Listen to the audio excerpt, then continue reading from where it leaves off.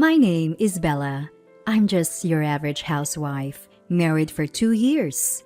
Until I turned 27, I had pretty much zero luck in the love department. I went to an all-girls private middle and high school, followed by an all-women's university. After graduating, I worked as a receptionist at a big corporation where, unsurprisingly, all my colleagues were women. In my social circle, it was the norm for people to get invited to parties by business executives, but not for me. I never attended such gatherings. The reason was simple. Whenever I talked to men, I became so nervous that I couldn't even speak. I often received compliments on my appearance and got invited out a few times. I had dinner with some kind-hearted guys, but in the end, they'd say, "You're pretty, but there's not much else to you." Then it happened. My destiny knocked on the door. "Bella, will you go out with me?" That's what Lex, an employee from one of our client companies who always registered at my desk, said to me. People around us speculated we were dating since he would only give his contact info to me. But that wasn't the case. Whenever he tried to engage me in conversation, I just gave polite smiles like I did with everyone else. I truly thought I was destined to be single forever. But then, his confession changed everything. Can we maybe just start off as friends?" Caught off guard, that was my reply. And yet, he nodded so eagerly. It was as if his head would fall off, and he entered the office still smiling.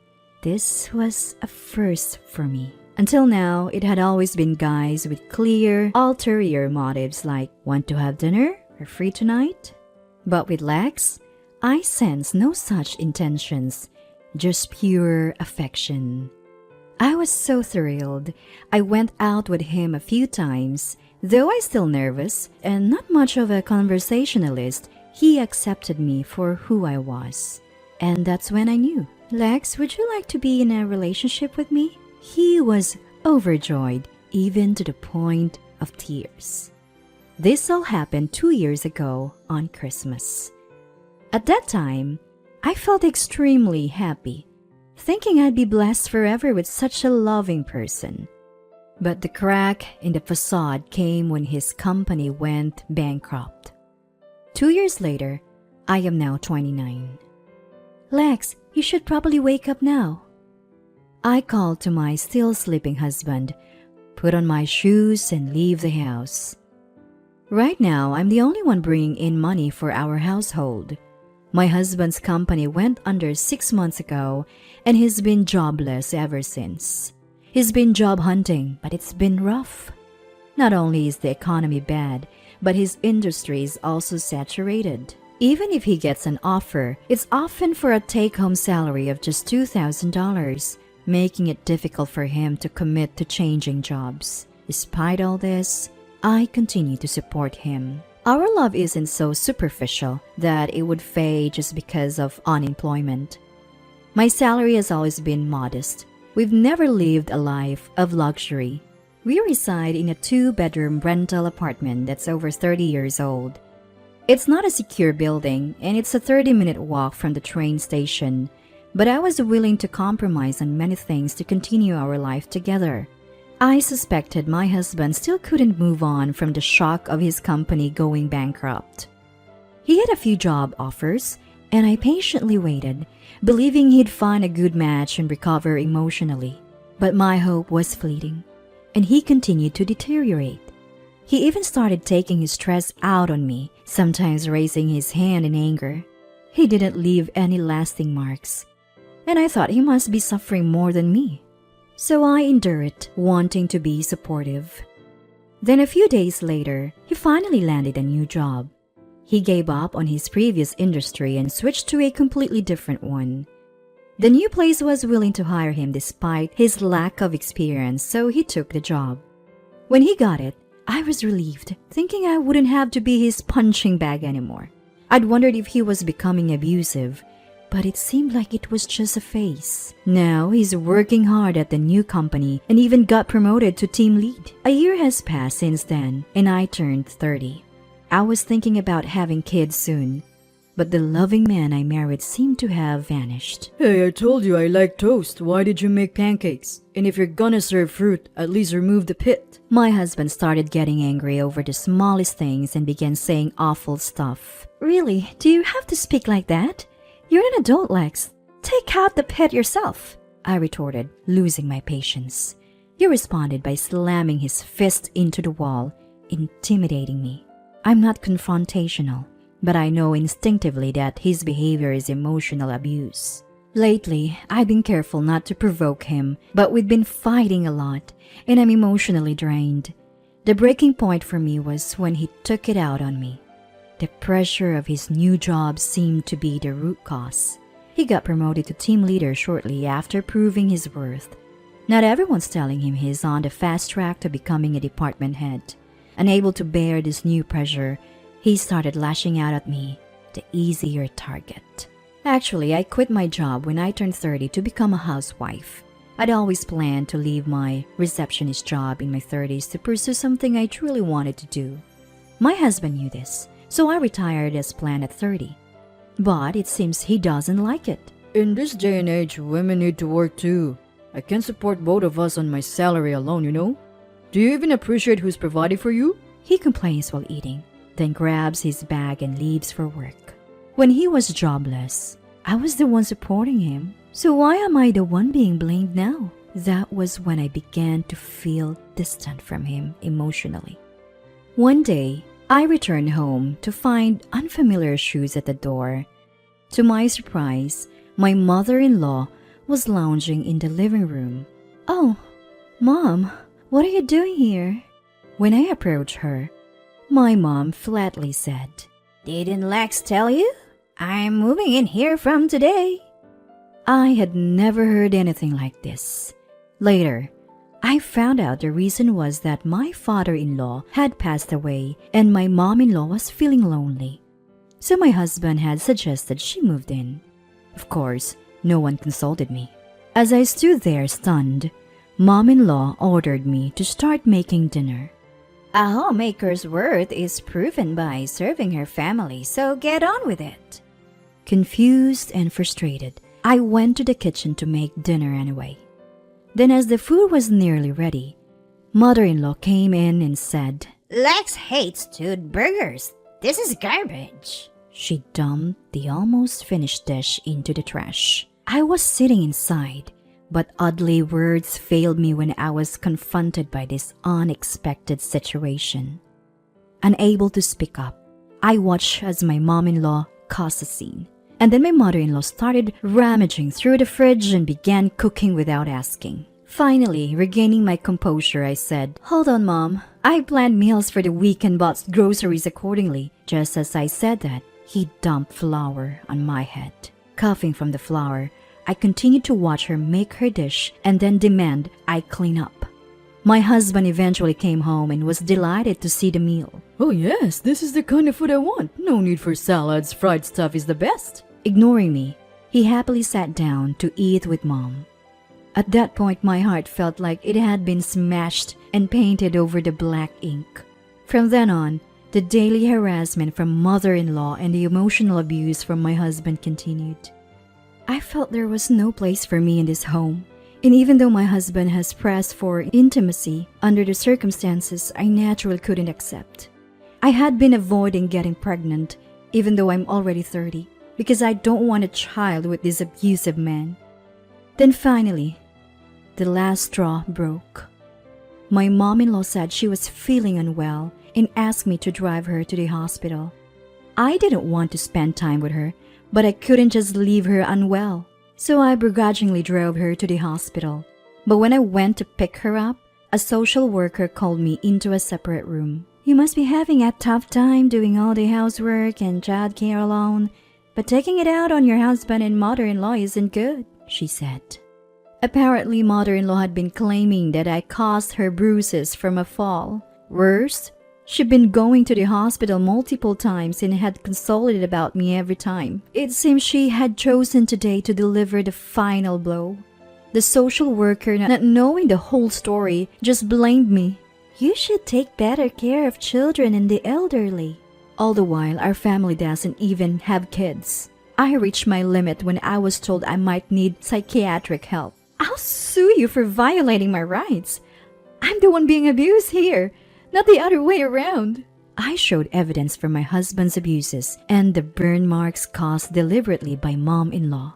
The social worker said she'd need to confirm this with mom-in-law, but I refused and left the hospital on my own. Soon after, my mom-in-law and husband returned home. Apparently, mom-in-law told my husband that I'd been mean to her.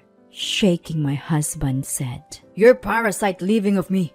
How dare you abandon my mother?" I don't know what kind of story my mom-in-law spun for you, but judging by her fake tears, she lied again.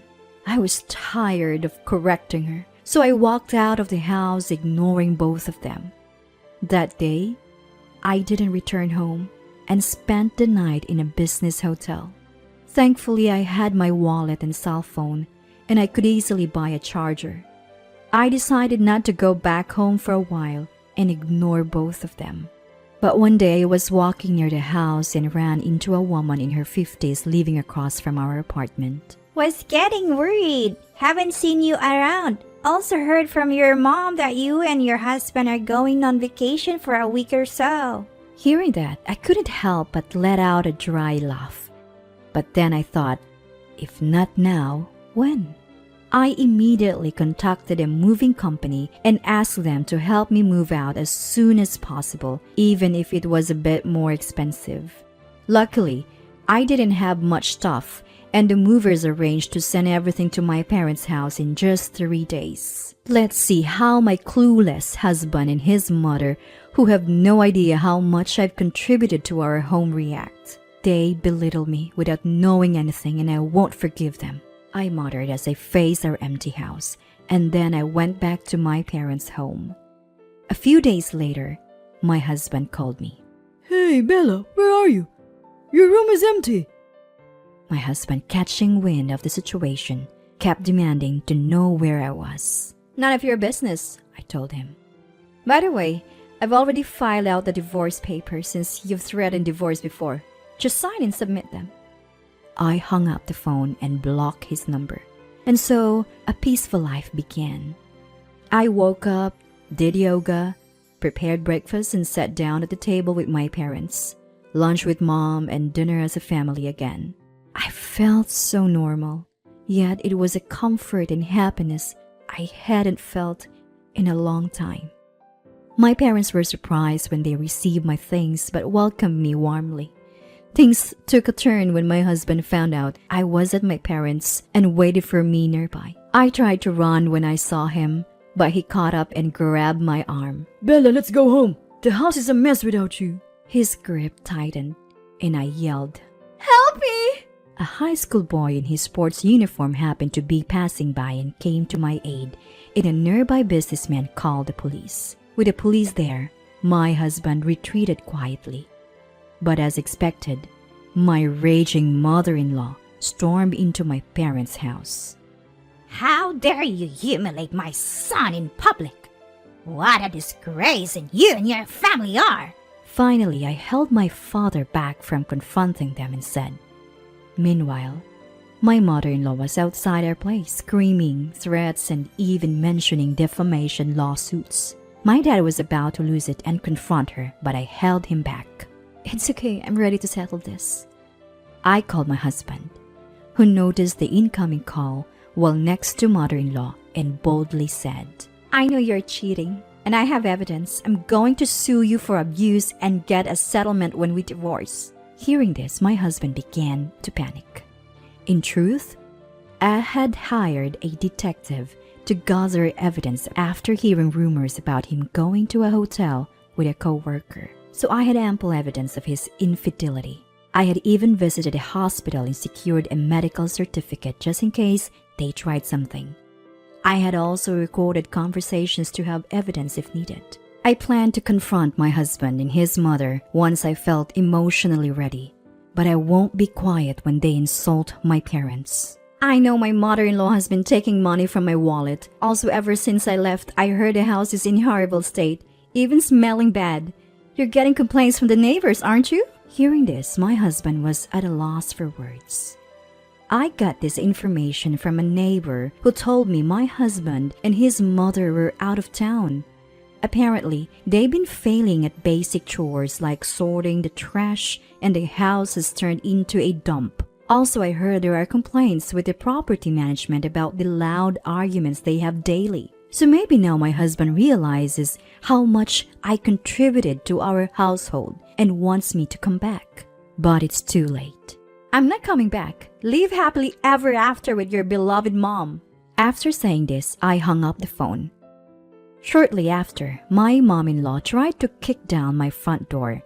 I called the police and they were both arrested. I later learned from my neighbor that they hadn't addressed any of the complaints through the management company. Eventually, the drama got so bad that it emptied out the entire apartment complex. The management finally took legal action against both of them, ignoring complaints, not paying rent, and disrupting business. They faced a lawsuit seeking damages. In the end, they were ordered by the court to vacate and pay damages. Now, they're blacklisted in the real estate market, unable to rent anywhere. Turns out, the reason for the unpaid rent was my husband making a costly mistake at work, leading to a pay cut. Unable to find another place in the area, he quit his job and moved far away. And yet again, he hit another roadblock in finding new employment. He ended up homeless, which led his mother to shoplift. She was arrested for injuring a store clerk who confronted her. I found out about this through online news. Beyond that, I don't know and don't want to know. After the divorce, I started working in my dream cafe. I met and became friends with a colleague who is 5 years younger than me. At 34, I remarried. By 40, we opened our own dream cafe, and now I'm pregnant. It's a late life pregnancy, but I've never been happier.